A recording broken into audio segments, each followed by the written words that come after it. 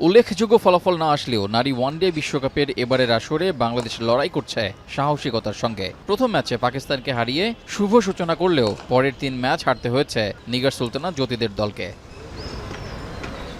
অন্যদিকে আসরের সবচেয়ে সফল ও শক্তিশালী দল অস্ট্রেলিয়া এরই মধ্যে জয় পেয়েছে 3 ম্যাচে। স্বাগতিক শ্রীলঙ্কার বিপক্ষে বৃষ্টির কারণে ম্যাচ পরিত্যক্ত না হলে এই সংখ্যা আরও বাড়তে পারত। আসরের হট ফেভারিট এই অস্ট্রেলিয়ার বিপক্ষেই বিকেলে মাঠে নামছে বাংলাদেশ।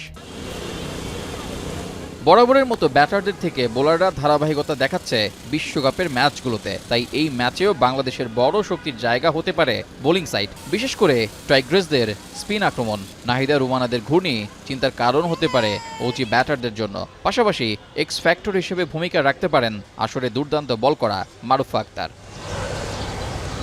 পুরো আসরে নিজেকে প্রমাণ করতে পারেননি অধিনায়ক জ্যোতি, তাই এই ম্যাচে অন্তত তার কাছ থেকে বড় স্কোর আশা করবে দল। সাথে শারমিন, ফারজানা, সুবহানা মুস্তারিদের ধরতে হবে ব্যাটিংয়ের হাল। পাওয়ার প্লে কাজে লাগিয়ে লম্বা সময়ে ব্যাট করে বড় রান তুলতে পারলে অস্ট্রেলিয়াকে চ্যালেঞ্জ জানাতে পারবে বাংলাদেশ।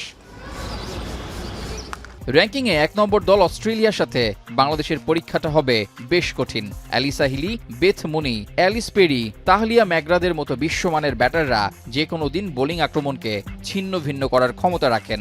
সাথে দলে রয়েছে মেগান শাট, সাদারল্যান্ডদের মতো উইকেট টেকার বোলার, যাদের সামনে টিকে থেকে লম্বা সময় ব্যাট করতে পারা বড় চ্যালেঞ্জ হবে টাইগ্রেস বাহিনীর।